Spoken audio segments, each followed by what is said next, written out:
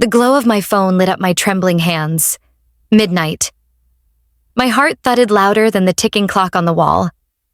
I pressed Go Live. Within seconds, the numbers began climbing.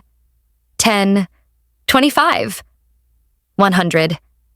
People from everywhere were watching me, watching him. The first message popped onto the screen. His words, not mine.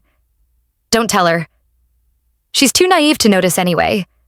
Gasps filled the comments. Emojis, shock, curiosity. I stared into the camera, my voice cracking. My name is Lena. And this is my husband, Ethan. Or at least, the man who pretended to be my husband. I pressed play on another voice note. His laugh filled the room. Cold, mocking. She thinks I'm working late again. Pathetic. The viewers exploded, messages racing faster than I could read.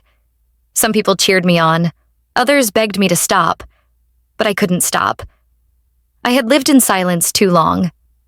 Tonight, the silence ended. I wasn't always this woman. Hair unbrushed, eyes swollen from tears, hands shaking with fury. Once I was the wife who cooked dinner at 7, who left the porch light on until midnight, waiting for a husband who was never really coming home. But tonight, at midnight, he would come home to something else. The truth. I leaned closer to the screen. Before you get too comfortable, like this video and subscribe, but only if you truly enjoy these stories. And tell me where you're watching from. I want to see how far this story travels. My throat tightened, because I knew how far his lies had traveled, farther than I ever imagined. It started small, a forgotten receipt, a faint perfume on his shirt that wasn't mine. At first, I convinced myself it was stress, business dinners, bad memory. Ethan was charming, too charming, the kind of man who could look you in the eye and sell you a lie wrapped as love. But then came the locked phone, the late-night calls, the coldness when I reached for his hand. I tried to ignore it. I told myself, every marriage has cracks. But the cracks grew wider, and I was the one falling through. Then came Clara, my best friend. Or so I thought. She was always there with wine and advice, always defending Ethan. He's just tired. Don't overthink, but her eyes lingered too long on his texts when my phone buzzed on the table. Her smile tightened when his name appeared. A seed of doubt planted itself deep in me. The live stream buzzed with reactions. Who is Clara? Someone typed. I swallowed hard. They would know soon enough. I pressed another recording. Ethan's voice again. Don't forget to delete everything. She can't know delete what? Money transfers? Secrets? Women? I didn't know it all yet. But I would. And so would the world. Why now, Lena? One comment scrolled past. Because I was done being quiet. Because every time I looked in the mirror, I saw a woman vanishing. Tonight, I wanted her back. Ethan's words were no longer buried in his phone. They were alive, echoing through thousands of speakers. Somewhere out there, maybe Ethan himself was watching. Maybe Clara too. Maybe his mother, Marion. All of them. My hands steadied as another message popped up on the screen. Meet me tonight. Same hotel. Don't be late. The room tilted. I knew that address. It wasn't just betrayal, it was humiliation. And it wasn't from last year or last month. It was sent tonight. I stared at the screen, my breath gone. He was with her now. While I sat here, burning alive in the ashes of our marriage. I looked back at the camera. If you were me, what would you do? Stay silent and die slowly, or burn the whole truth to the ground? The comments exploded. I didn't cry. I didn't look away, because this was only the beginning. At midnight, I had gone live, and by dawn, nothing would ever be the same. The sound of keys rattled at the front door. Ethan was home. The key turned in the lock, louder than any gunshot in my ears. I killed the sound on my phone, but not the stream. The world was still watching, though only I knew it. Ethan's footsteps echoed down the hallway, calm, unhurried, as if nothing in the world could touch him. That was Ethan's gift. He always moved like he owned every room he walked into. He entered, loosened his tie, tossed his jacket on the chair. His eyes landed on me, sitting there with my phone glowing in the dark. "Up late again?" he asked, voice silky smooth. "You'll ruin your skin staying up like this." I smiled, a practice smile. He thought he still held the stage. If only he knew. To everyone else, Ethan was the perfect husband. He sent flowers to my office on Valentine's Day. He opened doors, pulled out chairs, made strangers believe in old-fashioned love again. Women in town whispered, "She's so lucky." Lucky. They didn't see the coldness in his eyes when the doors closed. They didn't feel how heavy silence could weigh when you sat across a dinner table with a man who would rather be anywhere else. Ethan had built an image of perfection, and like a fool, I helped him polish it. Flashback. A charity gala 2 years ago. I stood beside him, hand on his arm, diamonds around my neck. Borrowed ones because we couldn't afford them then. "Smile more," he whispered between his teeth. "People will wonder if you're unhappy." So I smiled, like a mannequin. All night, women approached him, laughing at his jokes, praising his success. I heard my own name only when Ethan introduced me like I was part of his suit. "And this is my wife, Lena." I told myself it was fine. I told myself every marriage has roles.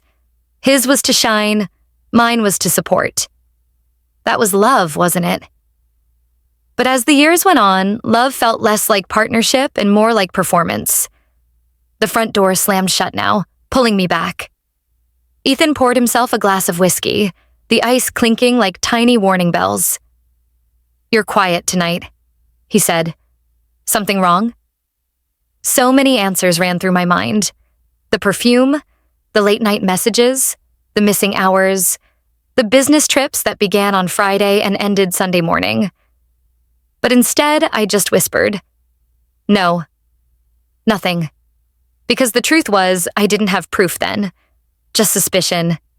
And suspicion makes you look like the crazy one. That was when Clara appeared. Clara had been my best friend since college. She knew my secrets, my scars, even the songs that could pull me out of the darkest moods.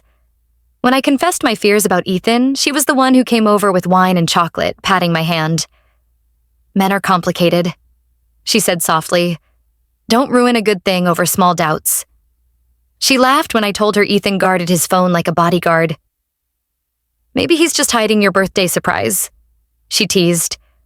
But her smile, something about it always lingered, like she was holding back more than she gave. One night, after too many glasses of wine, I blurted, "Do you think he's cheating?" Clara's eyes flickered, but her voice was steady. "Ethan? No way. He's obsessed with you." She leaned closer, her perfume brushing against me, her tone suddenly sharper. "Don't become paranoid, Lena. Men hate that." At the time, I laughed it off. I was grateful for her reassurance. But now, replaying it in my head, I wondered, was she defending him or herself? Ethan sat across from me that night, sipping whiskey, scrolling his phone, not once glancing at me. I leaned back in my chair and studied him. His jawline, always clean-shaven. His suits, tailored to perfection. He lived for appearances. He couldn't stand a wrinkle, a stain, a flaw. And suddenly I realized Ethan treated me like just another accessory. Something polished, displayed, but never loved. The livestream buzzed on silent in my hand, comments racing across the screen. "Show us more." "What else is he hiding?" "Don't stop now." I didn't. I queued up another recording. Ethan's voice spilled into the stream for strangers, but not for him. He still thought I was scrolling aimlessly. "Clara," he whispered in the message, soft and urgent. "I can't stop thinking about last night." My blood froze. Clara, my best friend. I wanted to scream, to throw the glass in his hand across the room, but I didn't. Not yet. Because a scream ends the moment it leaves your lips. But proof lives forever.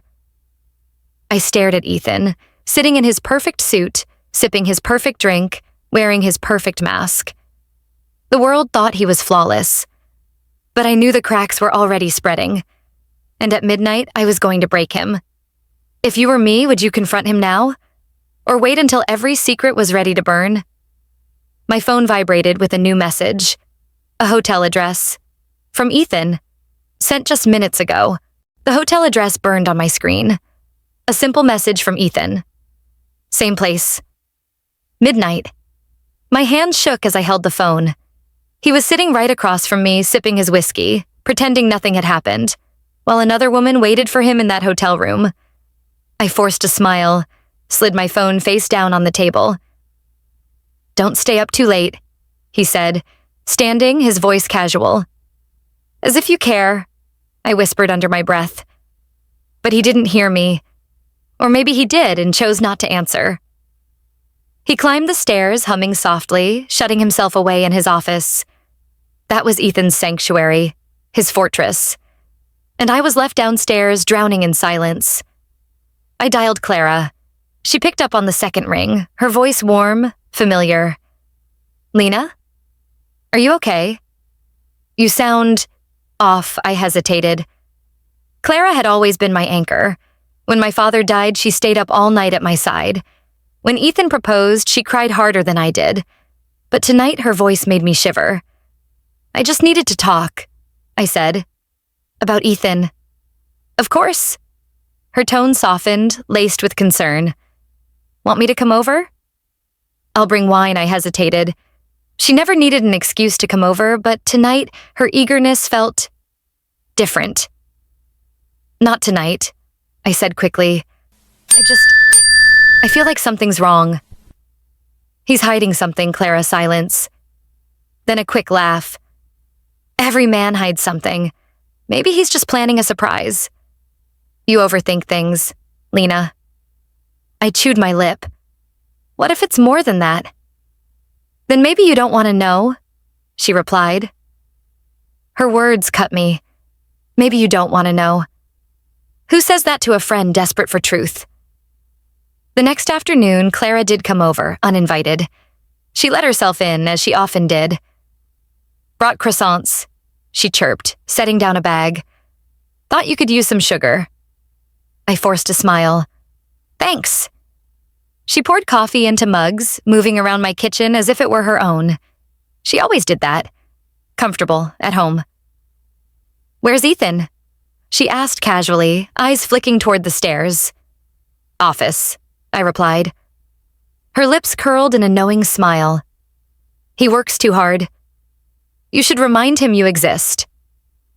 I stared at her. She said it like a joke, but there was an edge to it, a sharpness. That night she stayed late, chatting, laughing, filling the empty space Ethan left behind. She leaned closer with every story, touched my arm when she laughed. You deserve better, you know, she said, eyes locking onto mine. Ethan. What do you mean? I asked, heart racing. He's lucky to have you. Anyone else would have left him already. She reached for my hand. I pulled back. Her smile faltered, just for a second. Then she laughed it off, standing. Ignore me. Too much wine, but the seed was planted. Days blurred. Ethan's lies grew sharper. Clara's presence grew heavier. One evening, I saw her car parked outside Ethan's office building. I slowed my own car, my breath catching. She sat inside, texting furiously. I dialed her number. She picked up instantly. Hey, just heading home, she said cheerfully. But she wasn't heading home. She was here. Why lie? I drove away, my hands white-knuckled on the wheel. The Livestream buzzed again in my hand. Comments from strangers scrolled fast. Who's Clara? Show us her messages. Expose her. My throat tightened. They didn't know the half of it. Neither did I. The following Sunday, we had brunch at my mother-in-law's house. Marian sat at the head of the table, regal and cold as ever. Ethan played the perfect son. Clara, invited as always, sat beside me. Halfway through the meal, Ethan excused himself to take a call. Clara leaned toward me, whispering, "He works too hard. You shouldn't let him treat you like this." I frowned. "Why do you always defend him?" Her eyes flickered. "Because I don't want you to get hurt." But wasn't I already hurt? After brunch, Ethan's phone buzzed on the counter as he stepped outside. Clara's eyes darted toward it before I could even react. She reached for it. Fast. Too fast. Then pulled her hand back when she saw me watching. "Just thought it might be yours," she muttered, sipping her water. But it wasn't mine, and she knew it. That night, alone in my room, I replayed her words. Maybe you don't want to know. Why would Clara, my supposed best friend, warn me away from the truth? Unless the truth would reveal her too. I scrolled through Ethan's messages again, the ones I'd managed to copy. Most were from numbers I didn't recognize, but one stood out, saved under a man's name. Chris. The messages weren't friendly. They were intimate, playful. They spoke of nights, of secrets, of things Ethan never shared with me.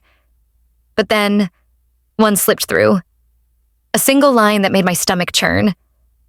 "I'll cover for you, like always. CC Clara." The livestream audience had no idea yet, but soon they would.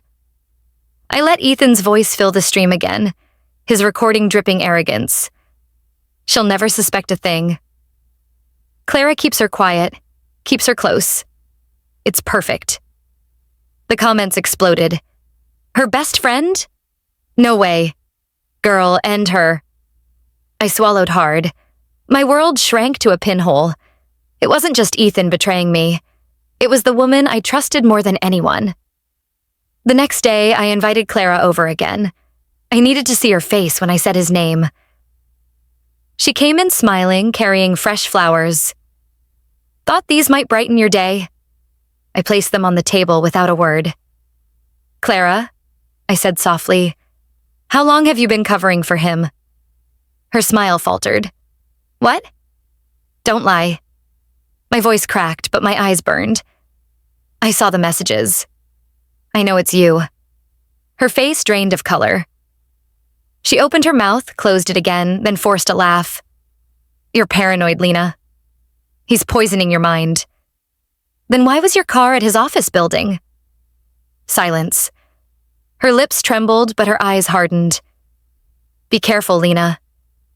Sometimes the truth does more damage than the lies." I sat at the kitchen table long after Clara stormed out, her perfume still clinging to the air like smoke after a fire.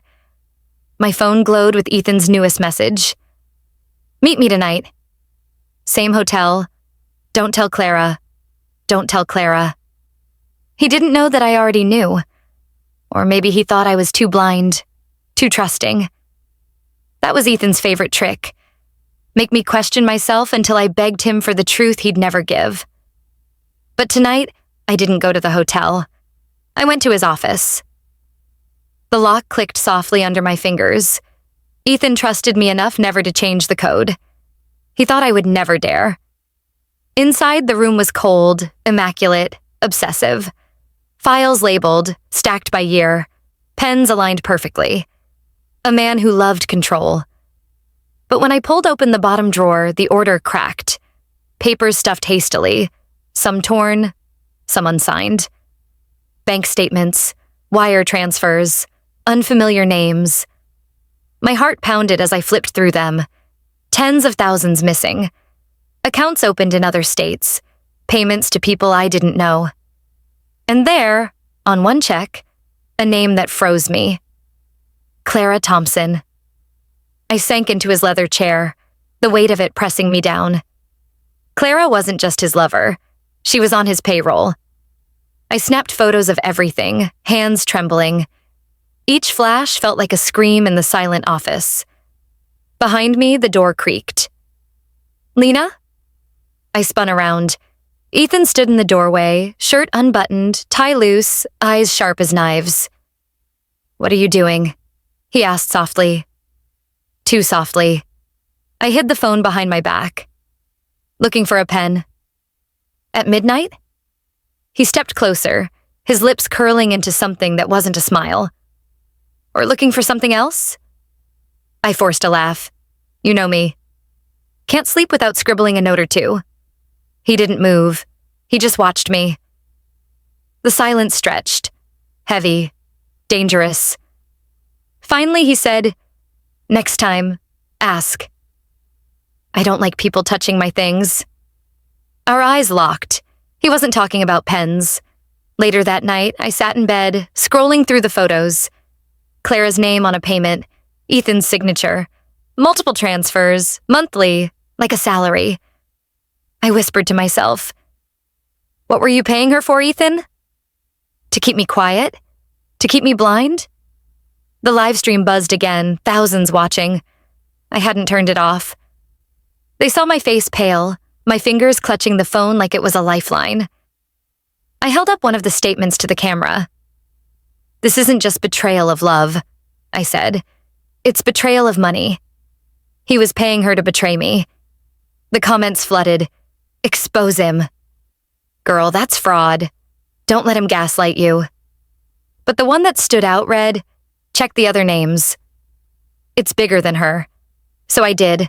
Buried between the transfers to Clara were others, to accounts linked to shell companies. At least 3. The same amounts recurring monthly. This wasn't just about an affair. This was business. Dirty business. The next morning, I confronted him. Not with fury, but with ice. "Ethan, I found a bank statement in your drawer," I said over breakfast, my tone deceptively calm. He didn't even look up from his eggs. And there are payments I don't understand. He sipped his coffee, smiled faintly. "You never did understand money. That's why I handle it." Clara's name was on one. His fork clattered against the plate, just for a second. Then he smoothed his face into that perfect mask. "Clara helped me with consulting." I paid her fairly. Consulting on what? "Does it matter?" His voice was sharp now, cutting.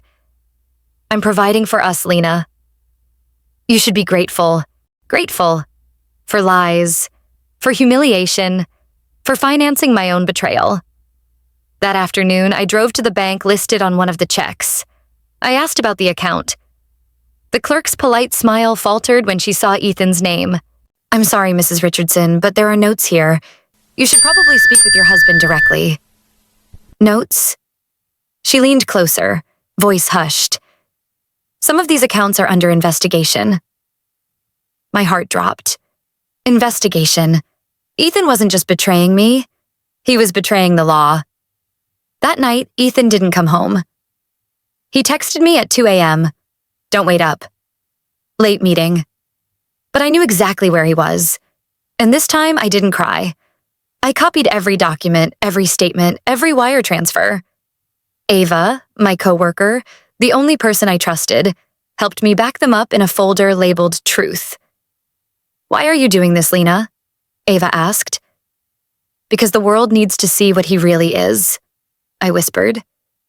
"And because one day soon he'll regret underestimating me." If you uncovered both betrayal and fraud, would you go to the police first? Or expose him to everyone you know? As I locked away the folder of evidence, a message popped up on my screen. Not from Ethan. From Noah, his brother. "We need to talk." "Before you get hurt," Noah's message glowed in the dark like a flare. "We need to talk. Before you get hurt." My hands tightened around the phone. Hurt? As if betrayal wasn't enough. As if humiliation wasn't already eating me alive. What else could Ethan do to me? I typed back, "Meet me tomorrow. Noon, anywhere safe." The reply came instantly. "Don't text." Delete this delete?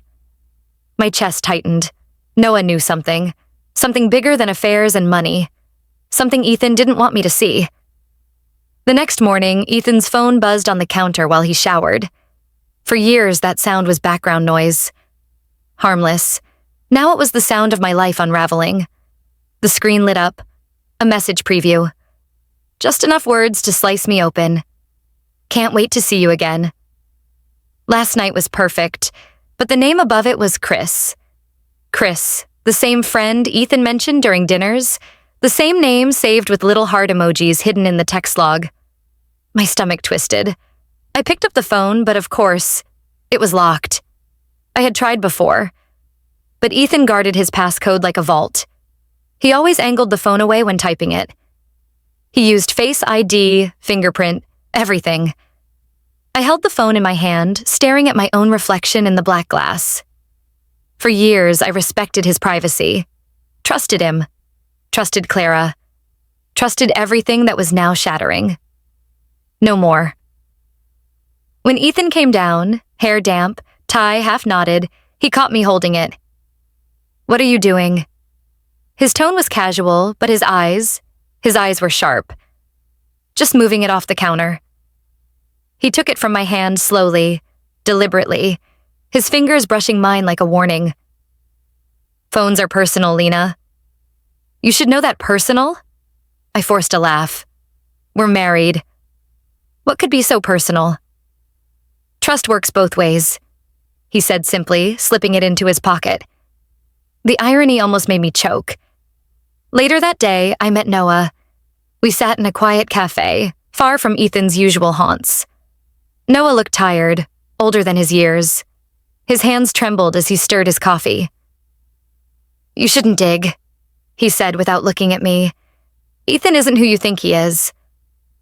I already know he's cheating. With Clara." And others, Noah's eyes snapped up, startled. Then he shook his head. "That's not all. That's not even the worst of it." "What do you mean?" Noah leaned closer. "Do you know why he guards that phone like it's his life?" I swallowed hard. "Because it is his life." Noah nodded. "Exactly. Everything's in there. Affairs, yes, but also names, accounts, proof of what he's been doing with the money." "The shell companies," I whispered. "And more." Noah's voice dropped. "Lena, Ethan isn't even his real name." The words clung to me like smoke. Not his real name. But before I could press him, Noah stood, pushing his chair back. "I've said too much. If he finds out I warned you, please, Noah. Help me." He shook his head, eyes haunted. "Get the phone." "It's the only way." Then he walked out, leaving me with more questions than answers. That night, Ethan slept soundly beside me, his phone charging inches away. The glow of the screen taunted me. I stared at it for hours, heart hammering, until finally, I reached. Face ID, failed. Passcode, failed. Try again in 1 minute. My hands shook. Another attempt. Failed. The phone vibrated, a faint buzz like a warning growl. If I pushed further, Ethan would know someone tried. So I set it back down. My breath caught in my throat. My chance, gone. The livestream buzzed in my hand. Viewers were restless. "Show us what's on the phone." "Hack it." "You can't stop now."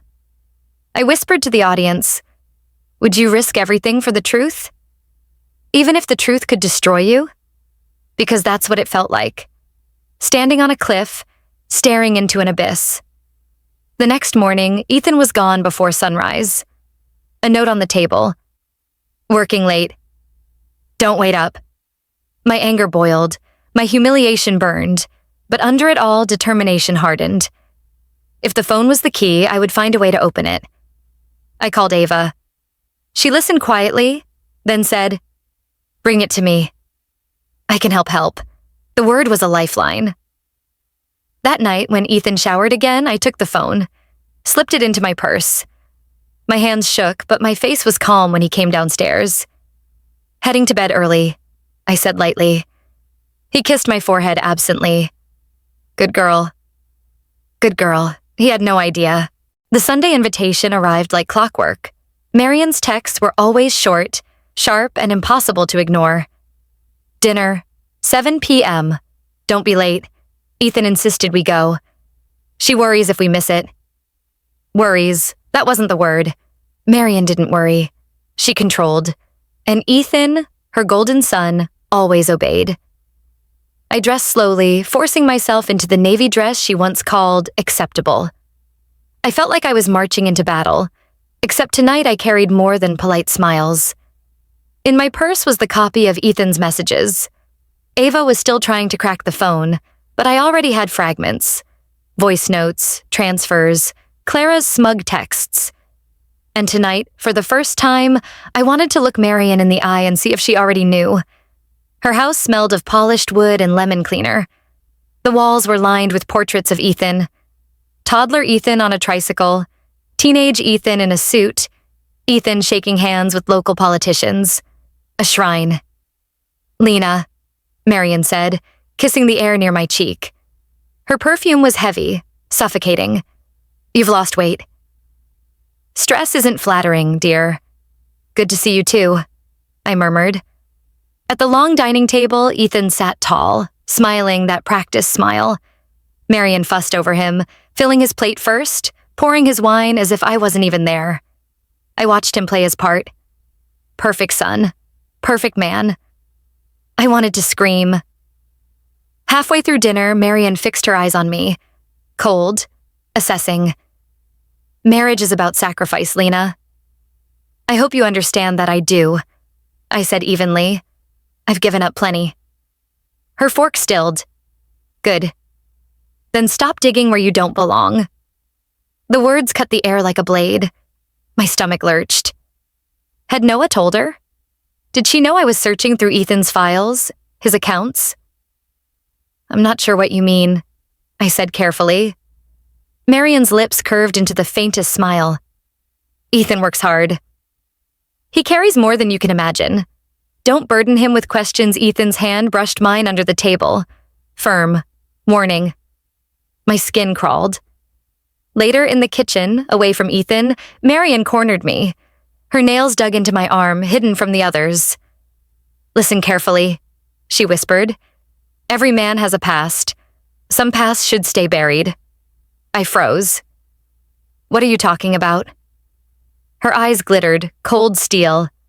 "Don't play naive. You think you're the first to ask questions?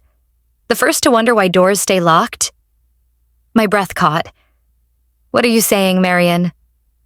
She leaned closer, her lips almost brushing my ear. "I'm saying, if you love your life, Lena, you'll stop searching." Then she smiled sweetly, patted my hand, and walked back to the table like nothing happened. That night, in the car, Ethan hummed softly, tapping the steering wheel. "You're quiet," he said. "Your mother gave me plenty to think about," I replied. "She means well," he said smoothly. "She wants peace in the family." "Peace?" I snapped. She threatened me. His jaw tightened, but he didn't answer. The silence between us thickened. He didn't deny it. Back home, I opened the Livestream again, whispering to my unseen audience. She knows. His mother knows. She warned me to stop digging. But why protect him? Why cover for him? What is she so afraid of me finding? The comments exploded. "She's in on it." Mothers always protect their golden sons. She knows something big. I nodded slowly. Yes, she does. And I'm gonna find out what the next morning Ava called me. "I got into part of the backup," she said breathlessly. "Not all of it. But enough. Lena, there are voice notes. From Ethan? Yes. Some are business, some are Clara. But one?" Ava paused. "One isn't to either of them. It's to Noah." My blood ran cold. "Send it." Seconds later, Ethan's voice filled my ear. Smooth, low, menacing. "Make sure she never finds out, Noah." "If she does, you know what happens next?" I couldn't breathe. My husband wasn't just lying to me. He was using his own brother to keep me in the dark. If your mother-in-law warned you to stop digging, would you listen? Or dig deeper, no matter the risk? As I replayed the message, the doorbell rang. I peeked out the window. Noah stood there, pale, frantic, holding a torn envelope in his hand. The doorbell echoed through the house like a summons. I opened the door and there was Noah, disheveled, pale, eyes darting like he expected someone to be following him. In his hand was a torn envelope. He shoved it toward me the moment I stepped aside. "We need to talk." "Now," he whispered. I closed the door quickly, my heart hammering. "What is this?" "Proof," Noah said, his voice raw, or at least part of it. I unfolded the papers inside. They were old court documents, faded but still legible. Ethan's name wasn't on them. Instead, the defendant listed was Marcus Reed. "Who is this?" I asked, my voice trembling. Noah's gaze locked on mine. "Ethan." I staggered back. "No, that's impossible. His name is Ethan Richardson. He was Marcus Reed." Noah cut me off. "Before he disappeared. Before he became Ethan." The words rattled in my chest. Ethan wasn't even his real name. "What did he do?" I demanded. Noah shook his head. "If you know too much, he'll destroy you." "Just like he destroyed—" He stopped himself, lips pressed tight. "Destroyed who?" Noah swallowed, sweat beating at his temple. "Someone who trusted him. Someone who thought she could change him. Don't make the same mistake." I wanted to scream at him. Shake him until the truth spilled out. But Noah's fear was real, almost tangible, and it chilled me more than anger ever could. "Why are you telling me this now?" I asked softly. "Because you're different. Because you still think you can fight him. But you can't, Lena. He always wins. Always wins." My fists clenched. "Then why are you helping me?" For the first time, Noah's expression softened. "Because I don't want to watch another woman suffer." I set the papers on the table. "These documents, fraud charges? Business theft?" Noah's jaw tightened. "Worse. He abandoned someone, a family, left them with nothing but debts in his name. He vanished, changed everything, started over as Ethan Richardson." The words hit me like a physical blow. My husband hadn't just lied about love. He had lied about his entire life. "Does Marion know?" I whispered. "Of course she knows," Noah said bitterly. "She helped bury it. She said it was for his protection, but it was really for hers. Her pride. She couldn't let the world know her golden son was rotten." My live stream was still running in the background. I hadn't realized it, but the chat exploded when I lifted the documents into view. "Who is Marcus? He's a fraud. Girl, don't stop. Show us more."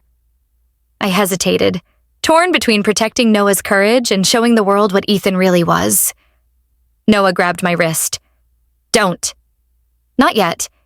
If you go public now, he'll know it came from me." And then what?" Noah's lips pressed into a thin line. He looked away. Ethan came home late that night. His tie loose, his hair mussed, his smile too perfect. "Everything okay?" he asked, dropping his keys on the table. "Fine," I lied, hiding the papers under a cushion. He studied me, eyes narrow. "You're jumpy."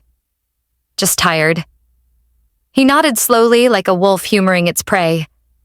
Then he kissed my cheek and whispered, "Get some sleep." Tomorrow's a big day. I didn't ask what he meant. I didn't want to know. Later, alone in bed, I whispered into the livestream camera. "My husband isn't who he says he is. His name isn't Ethan. It's Marcus Reed. And if that's true, what else has he lied about?" The chat erupted. "Oh my God, this is insane. Get out now. What's next?" I leaned closer. "Tell me, would you stay with a man who built your entire marriage on a stolen name?" The next morning, I woke to the sound of Ethan's phone buzzing. It lay on the nightstand, just out of reach. The preview flashed. "Marcus, call me back." "It's urgent, Marcus. Not Ethan." Whoever was on the other end knew. I grabbed the phone, my hands trembling. But before I could read more, Ethan appeared in the doorway, eyes dark, his voice low. "Why are you touching my phone, Lena?" Ethan's eyes locked on mine, the phone still in my hand. "Why? he repeated, his voice lower this time. Are you touching my phone? My throat closed. Every instinct screamed at me to confess, to apologize, to back down. That was the role I had played for years. The quiet wife, the obedient partner. But not tonight. I heard it buzz, I said evenly. Thought it might be important. He stepped closer. Too close. His shadow swallowed me. He plucked the phone from my grip, slid it into his pocket, and leaned in so near I could feel his breath. Don't ever touch what's mine again, he whispered. Then he kissed my forehead and walked away as though he hadn't just threatened me. That morning, after he left for meetings, I crept into his office again. My hands shook, but my anger burned hotter than fear. I rummaged through the locked drawer. The same mess of documents, bank transfers, shell companies, Clara's name. But this time, buried under a stack of receipts, I found a photo. A boy, maybe 5 or 6. Brown hair, wide smile, eyes so bright it almost hurt to look at him. I turned the photo over, scribbled on the back in faded ink. Jacob. My chest constricted. Jacob. The name Ethan had mumbled in his sleep, the one he denied when I asked. The name that haunted him. When Ethan came home that night, I tried to act normal, but every glance at him made bile rise in my throat. He poured himself wine, asked about my day, kissed the air near my cheek. But I couldn't stop staring. Couldn't stop picturing the little boy in the photo. Finally, I asked, Do you know anyone named Jacob? The glass froze halfway to his lips. Why? I just heard the name somewhere. Thought maybe you knew him. Ethan's smile flickered. No, never heard of him. He drained his wine in one gulp and left the room. I sat there, clutching the photo hidden in my pocket. He lied. Again. The Livestream comments lit up as I showed the back of the photo to the camera. Who is Jacob? Another family? Oh my God, this is huge, I whispered. I don't know yet. But I will. 2 days later, Noah called me again. Did you find the photo? His voice was tense. My blood ran cold. You knew about it? Silence. Then, Jacob isn't yours to worry about. Is he Ethan's son? I demanded. Noah's breath caught on the line. Drop it, Lena. For your own good. Some truths are too heavy, but his avoidance was answer enough. That night, I pressed Ethan again. Ethan, who's Jacob? He snapped this time, slamming his glass on the counter so hard it cracked. I told you, I don't know. Stop asking questions you don't want the answers to. I stood my ground, my voice trembling. But I do want the answers. He's a child, isn't he? A child you left behind. Ethan's eyes darkened. For the first time, he didn't even bother pretending. He just turned and walked away, slamming the office door behind him. Later, when the house was quiet, I crept to that office again. The photo wasn't in the drawer anymore. He'd hidden it, but I still had my copy on my phone. I stared at the little boy's smile. The innocence. The joy. And I thought, how could Ethan walk away from this? The Livestream buzzed louder than ever. Show us Jacob. Does he know his father is a fraud? Tell us everything, I whispered into the camera. If your husband had a secret child, would you confront him or protect the child from him? Because the truth was, I didn't know if Jacob was safe or if Ethan had ruined him too. The next morning, I received an anonymous email. No subject, no signature, just one line. If you want to know about Jacob, meet me. Tomorrow, noon. The park attached was another photo. The same boy. A little older now, still smiling. My heart raced. Whoever sent it knew Jacob, knew everything. If a stranger offered you the truth about a hidden child, would you go, risking everything, or stay away? The next day, I walked to the park at noon. A woman waited on the bench, clutching Jacob's hand. When she lifted her head, my world tilted. Her face was both familiar and devastating. It was Clara. The sun was merciless at noon, but a chill spread through me as I froze on the gravel path. Clara sat on the park bench, sunglasses shielding her eyes, Jacob's small hand nestled in hers. He clutched a toy dinosaur, roaring softly, oblivious to the storm brewing around him. When she looked up at me, she smiled. That same sweet, practiced smile she'd used for years. Wine nights, whispered secrets, false comfort. But today, the smile carried victory. "Surprised?" she asked. I couldn't breathe. "What are you doing with him?" "Relax, Lena." Clara purred. "Jacob loves the park." "Don't you, sweetheart?"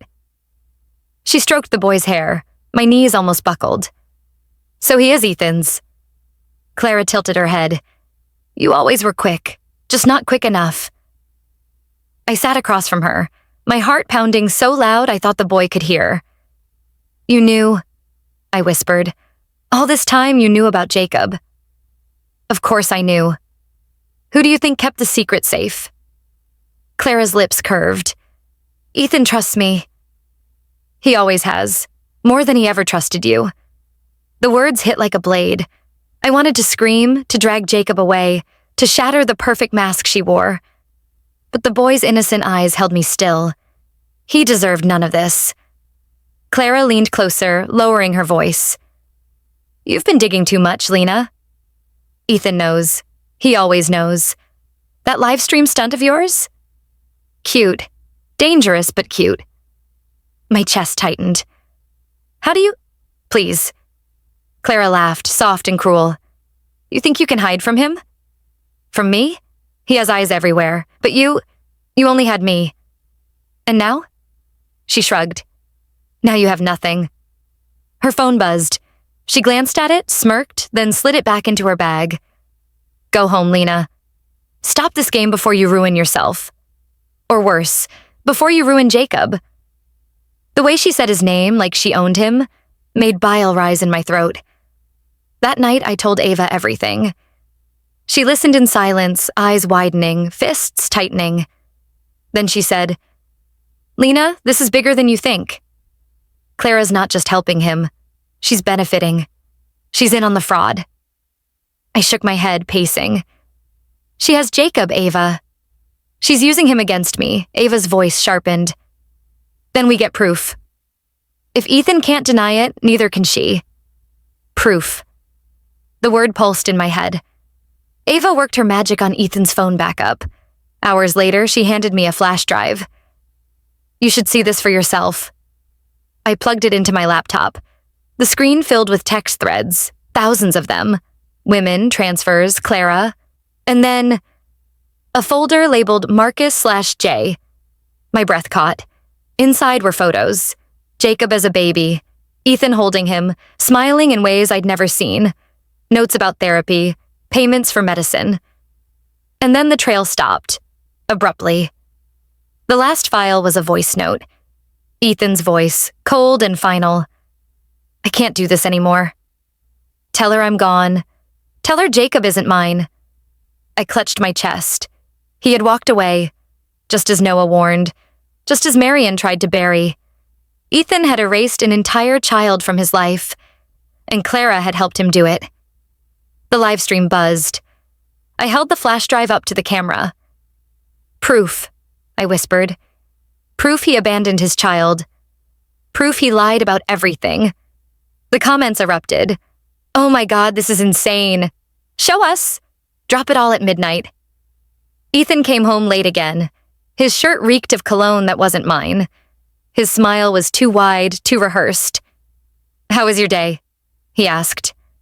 "Fine," I said, hiding the laptop behind me. His eyes narrowed. "You've been busy." My pulse raced. Did he know? Did Clara tell him? I forced a smile. "Just cleaning." He kissed my cheek, lingering too long. "Good girl." Then he disappeared into his office. I turned back to Ava. Her face glowed on my laptop screen from a video call. "You need to be careful," she said. "He's watching you. Probably tracking your phone, but you have leverage now. With Jacob leverage." I stared at the boy's smiling face in the photo.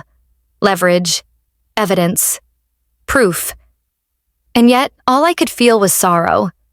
He was just a child caught in Ethan's web of lies. As I whispered into the live stream, a notification popped up on my phone. An unknown number, one line.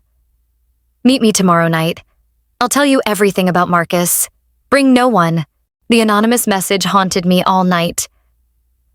Meet me tomorrow night. I'll tell you everything about Marcus. Bring no one, Marcus. Ethan's real name. Whoever sent it knew more than I did, maybe more than Noah dared reveal.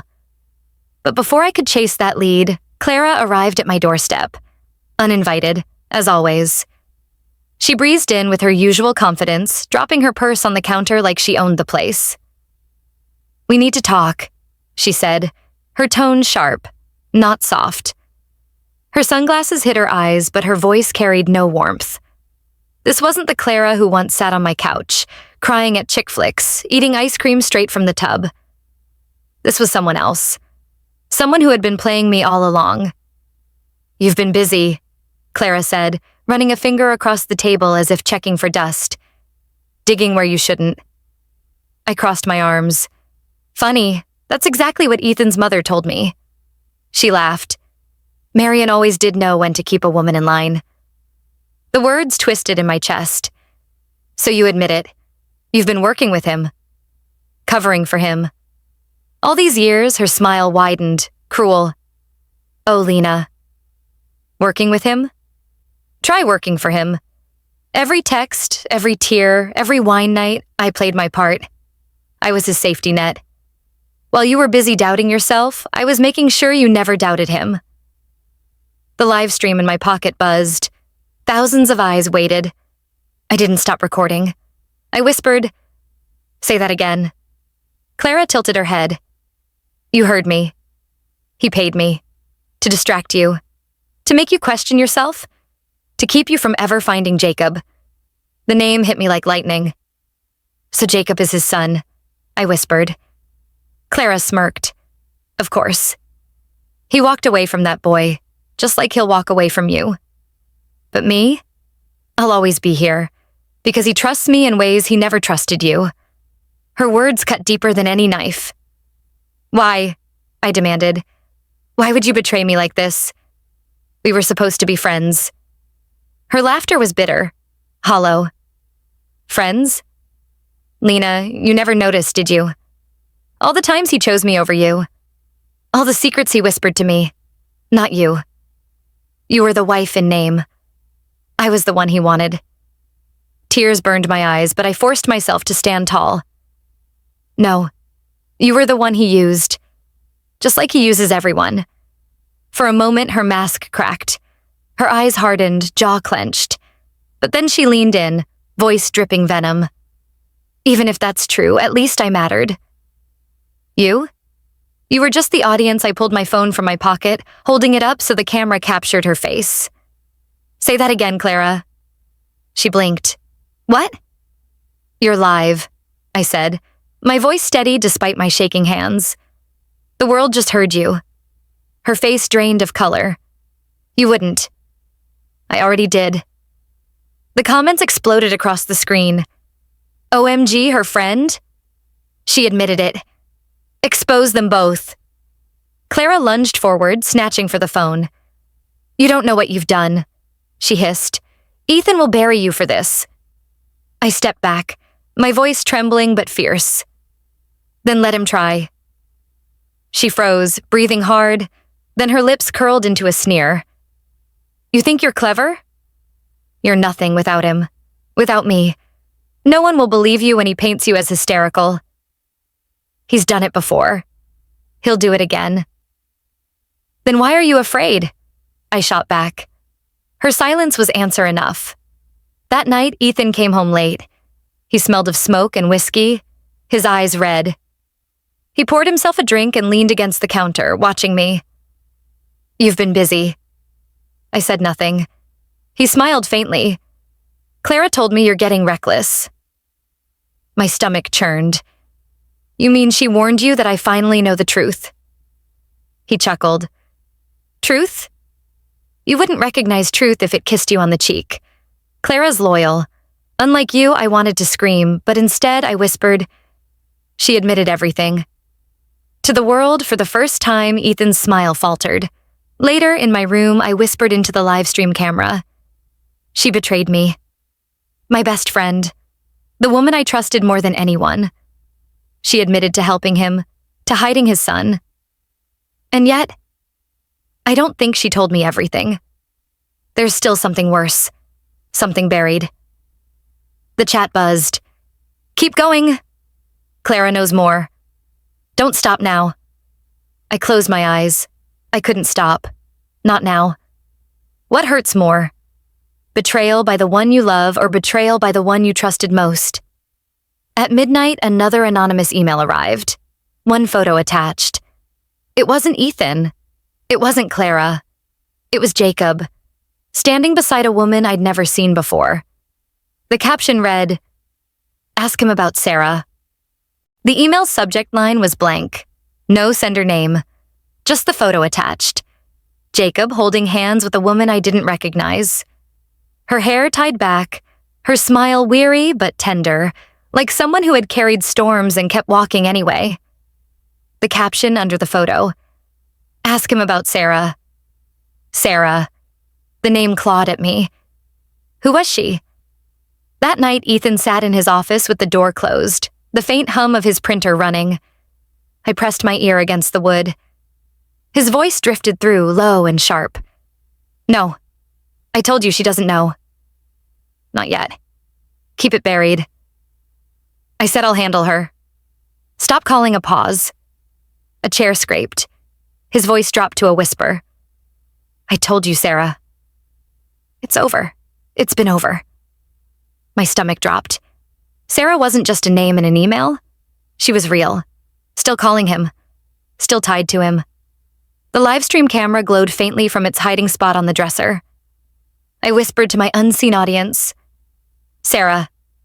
He said her name. He told her it was over. But why is she still in the picture? Who is she to Jacob? Who is she to him? The comments lit up instantly. Secret wife? Jacob's mother? Confront him now. But I wasn't ready to confront. Not yet. I needed more. The next morning, I called Noah. His voice was strained, cautious. "Sarah?" I asked, barely above a whisper. The silence stretched until I thought he'd hung up. Then, "You don't want this, Lena." "Yes, I do." He sighed. "Broken. Sarah was the one before you. She's Jacob's mother." The room spun. My knees buckled. "So Jacob really is Ethan's son?" "Yes, Marcus, Ethan, whatever you want to call him." He left them. Disappeared. Reinvented himself. Pretended Sarah and Jacob never existed. My pulse hammered. And Marion? She knew? Of course. She told him to cut ties. Said it was cleaner. My chest burned with rage. They erased a child's life because it was inconvenient. That night, I laid the photo of Sarah and Jacob on the table when Ethan walked in. He froze. "Where did you get that?" His voice cracked like a whip. "Who is she?" I demanded. His face hardened. "No one." "Don't lie to me. She's Jacob's mother, isn't she? You had a life before me, a family, and you left them." Ethan slammed his fist on the table, the sound echoing through the room. "That's not what happened." "Then tell me what did happen." He stared at me, jaw tight, eyes storming. "She tricked me. Lied. Said Jacob was mine when he wasn't. She forged papers. I left because she betrayed me." I shook my head.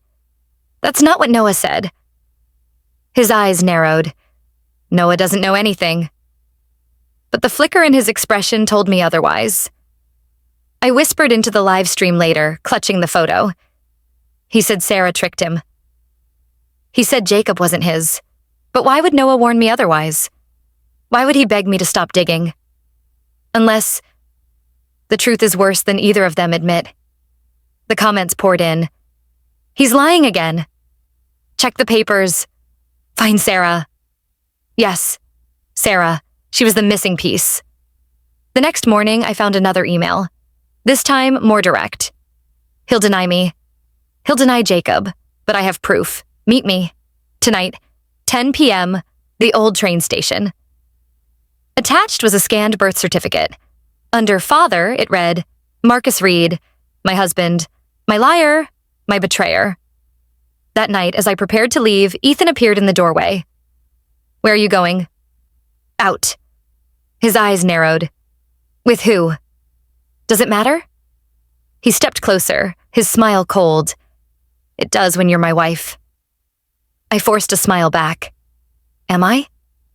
Or am I just the second life you built after you abandoned the first? His face darkened, but I walked past him, clutching the birth certificate in my bag. At the train station, I saw her. Sarah, older than the photo, eyes lined with exhaustion. She clutched Jacob's hand, pulling him close as she looked straight at me. You must be Lena, she said.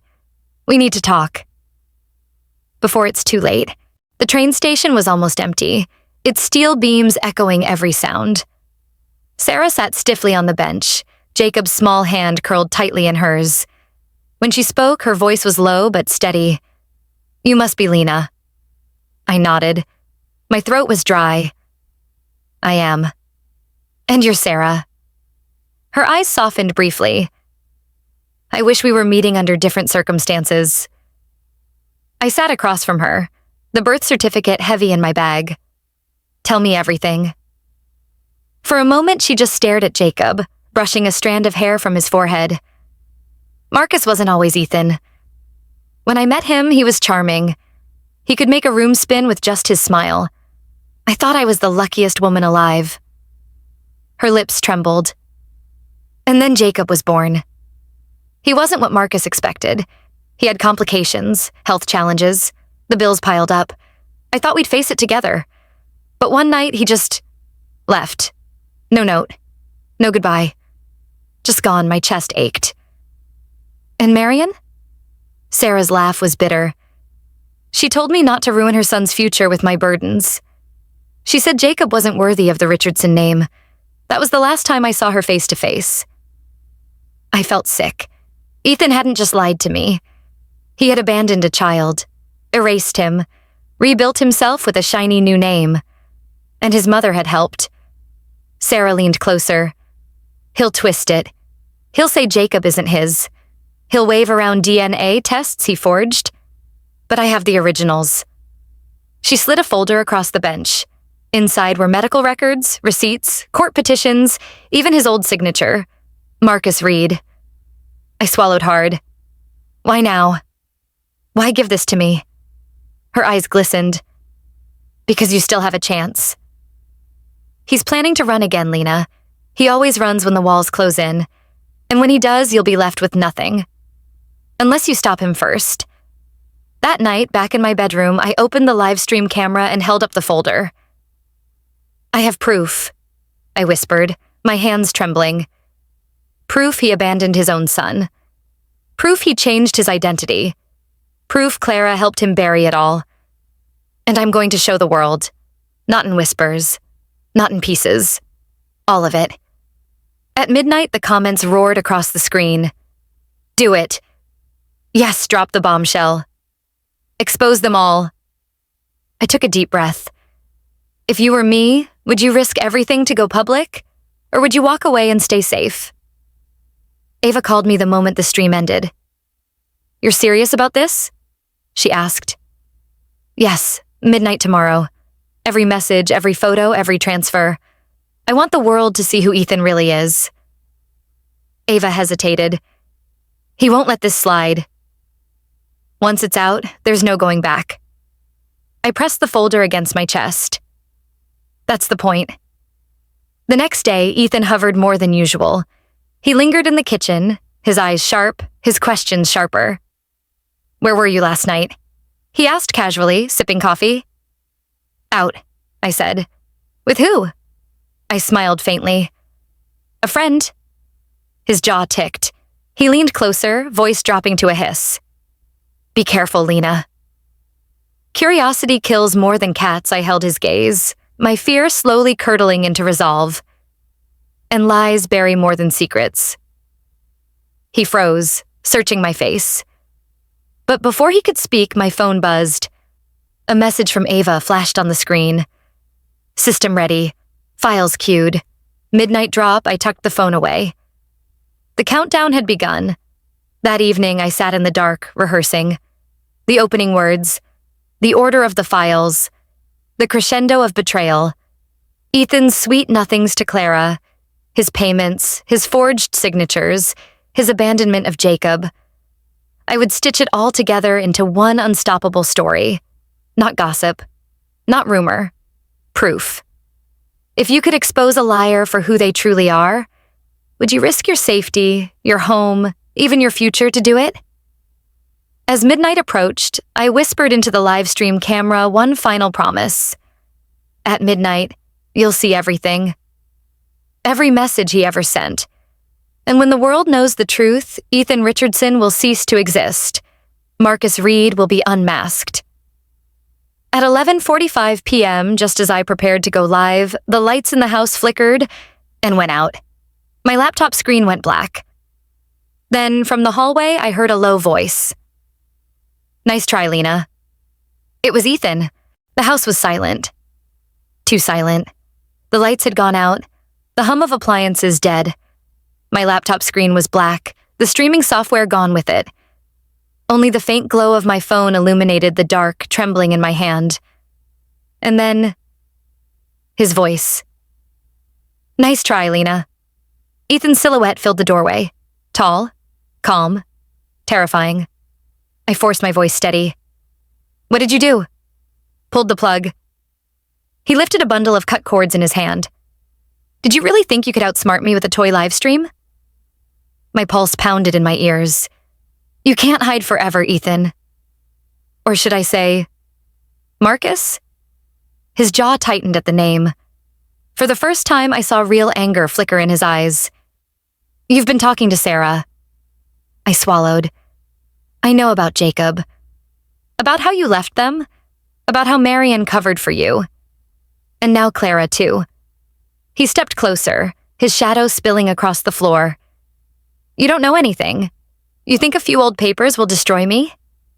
Please, I've rebuilt myself before. I'll do it again.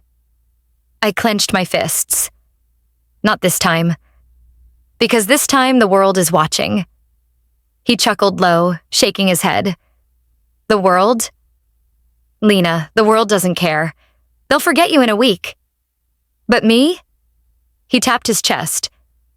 I'll still be standing. Because I know how to survive. His calmness chilled me more than shouting ever could. I whispered, Then why are you afraid? For the first time, his smile faltered. In my pocket, my phone vibrated. Ava calling. I slid it out just enough to see her message. Backup stream ready. Go hot now, my heart leapt. Ethan hadn't cut off everything. Ava had anticipated this. The files were already queued, waiting for my signal. But I had to stall him. Tell me something, Ethan, I said, lifting my chin. When you left Sarah, when you abandoned Jacob, did you feel anything? Or was it as easy as pouring another glass of wine? His eyes hardened. Don't twist this. I gave them a chance. She lied to me. That boy is your son, I snapped. For a moment, the mask slipped.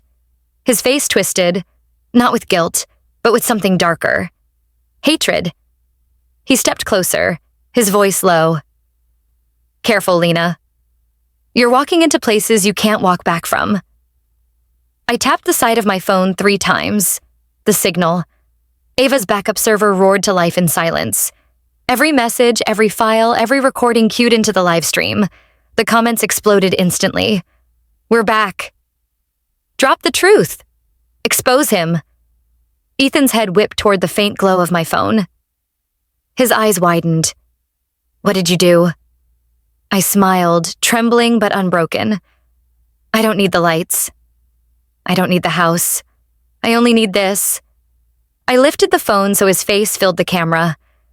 For the first time, Ethan's composure cracked. He lunged for me. I stumbled back, my phone still streaming. His voice, raw and furious, carried through the mic. You think you can ruin me? I made you. I own you. The comments blazed across the screen. OMGHESEXPOSINGHIMSELF. This is insane. Keep streaming, I screamed back. You own nothing, Marcus. Not me. Not Jacob. Not your lies anymore. He froze at the name again, his fists trembling. For a moment, he looked less like a husband, less like a man, more like a cornered animal. You don't understand, he muttered. If the world sees this, I'm finished. That's the idea, I whispered. Then, from outside, headlights swept across the living room wall. A car door slammed. Another. Noah's voice rang out, desperate. Lena, don't open. The door burst open before he finished. Marion stood in the doorway, her eyes wild, her coat half-buttoned. Stop this, both of you. Do you have any idea what you're doing? Ethan turned toward her, furious. You shouldn't be here. I should have been here years ago, she snapped. The camera caught all of it. The golden sun, the protective mother, the unraveling lies. And the chat went berserk. Mother in on it too. She knew. Keep streaming. Ethan turned to me, his voice low, almost pleading. End the stream, Lena. End it, and I'll tell you everything. About Sarah, about Jacob, about what really happened that night. The phone trembled in my hand, the stream still running, comments flying across the screen faster than I could read. Thousands of strangers watched every second, waiting for me to choose. Expose him, or let him speak. Ethan's eyes locked on mine, his voice steady but desperate. End it, Lena. End the stream, and I'll tell you everything. No lies this time. Behind him, Marion stood rigid, her hands clenched at her sides. Don't believe him, she hissed. He'll twist it like he always does.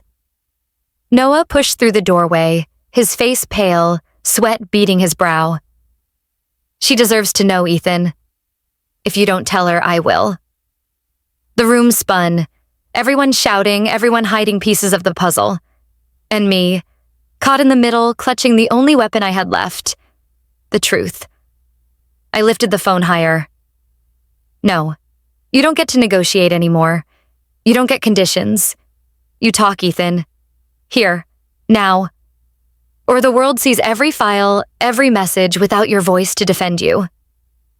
His jaw tightened, a muscle twitching. For the first time, he looked small.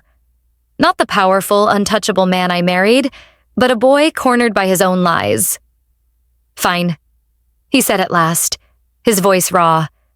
You want the truth? Jacob is mine. Sarah was mine. And I left them. I walked away because I didn't want the weight. I didn't want a son who wasn't perfect. I wanted freedom. And Marion... Stop. Marion's voice cracked like thunder, but Ethan pressed on, his words tumbling out like stones he'd carried too long.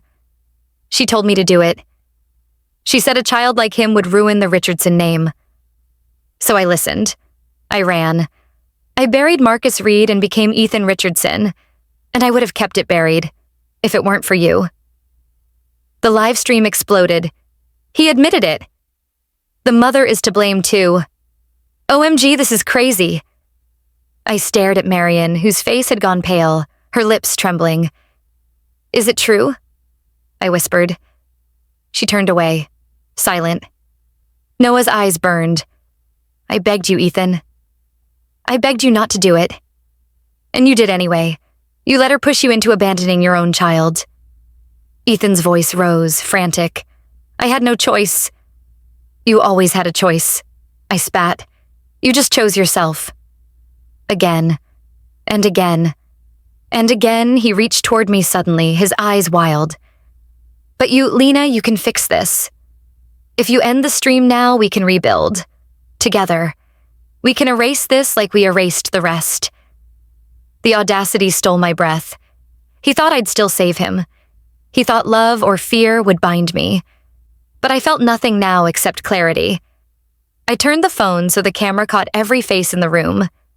Ethan's frantic eyes, Marion's pale silence, Noah's anguish. This, I told the live stream, is the family behind the mask. A husband who abandoned his son. A mother who buried the truth. A friend who betrayed me. And me, the fool who believed them all. But not anymore. Ethan lunged for the phone. Noah stepped between us, shoving him back. Enough, brother. It's over. The stream caught the scuffle, Ethan's snarled threats, Noah's shaking voice. Marion screamed for order, but there was no order left. The world had already seen. I pressed the button Ava had cued for me. The files flooded the live stream. Ethan's messages to Clara, the forged signatures, the bank transfers, the recordings of his voice abandoning Jacob. One after another, proof piled into the feed. Undeniable and irreversible. The comments exploded like fireworks. He's finished! Call the police! You are so brave. Ethan froze, watching it all unravel on the screen. His face drained of color. He whispered almost to himself, "It's all gone." Everything Marion's voice cracked. Ethan. But he pulled away from her, his eyes hollow. Don't call me that. I'm not Ethan. I never was. I turned back to the camera. My voice shook, but my resolve didn't. This is the end of his lies. And tomorrow the world will know him not as Ethan Richardson, but as Marcus Reed, the man who thought he could abandon, betray, and erase. But the truth always finds the light. As the stream blazed with comments, a new notification popped up on my phone. An email. From Sarah. 4 words. You don't know everything. The stream ended at 12:43 a.m. By then, the world knew. Ethan, Marcus, whatever name he wore, was no longer a husband, no longer a golden son, no longer the man behind the mask. He was exposed. I sat on the couch, my phone still buzzing with endless notifications, comments, shares, headlines already forming. Ava texted me, "It's viral." He's finished. But instead of triumph, I felt hollow. Ethan paced the living room like a trapped animal. His tie hung loose, his hair damp with sweat. "You've ruined me," he spat. "Everything I built, gone." "You ruined yourself," I whispered. Marion sat in the corner, staring at the floor, her perfect composure shattered. "I told you, Marcus," she murmured. "I told you this would happen." Noah stood against the wall, exhausted. "You both made this bed. Now lie in it." For once, Ethan had no retort. At dawn, the police came. Not because of me, because of Sarah. She'd filed the abandonment case years ago. Now, with the live stream evidence, it reopened like a wound that never healed. I watched from the doorway as they led Ethan away in handcuffs. He didn't fight. He didn't plead. He just looked at me once, his eyes empty, and said, "You'll regret this." Maybe he was right. Maybe I would. That afternoon, I met Sarah again. Jacob played nearby, his laughter bright, untarnished. Sarah handed me a letter. "I found this," she said. "He wrote it years ago." Never sent it. The paper trembled in my hands, Ethan's handwriting. "I'm not strong enough. I'm not the man you think I am. I wish I could be a father. I wish I could be more. But I can't. Forgive me." My chest ached, for all his lies, his cruelty, his cowardice. There had been a moment of truth, a moment of weakness, a moment of humanity. I didn't know whether to cry or burn the letter. That night, I opened the live stream one final time. "My story is over," I told the faceless audience. "He's gone. The mask is gone. But don't mistake this for victory. There are no winners here. A child was abandoned. A family was broken. A friend betrayed. And me? I've lost everything I thought I had." The comments poured in. "You're a hero. He got what he deserved. You're free now." I shook my head. Heroes don't feel this empty. Freedom doesn't feel this heavy. I closed the camera. Weeks later, the world had moved on to another scandal. But the echoes remained. The whispers at the grocery store, the pitying glances at work, the silence of a house once filled with laughter. I still had the folder, the photos, the letter, proof of everything he tried to erase. Sometimes I thought of burning it all. Sometimes I thought of publishing more. But most nights I just sat in the dark staring at the photo of Jacob, wondering if one day he'd want to know me, wondering if I'd ever stop seeing Ethan's shadow in my dreams. Because here's the truth no live stream can capture. When you expose a monster, you don't just destroy him. You destroy the part of yourself that once loved him, and that loss never really ends. If you've stayed until the end, maybe your heart has felt something too. Leave a comment, hit like, and subscribe if you'd like to keep sharing these journeys with me.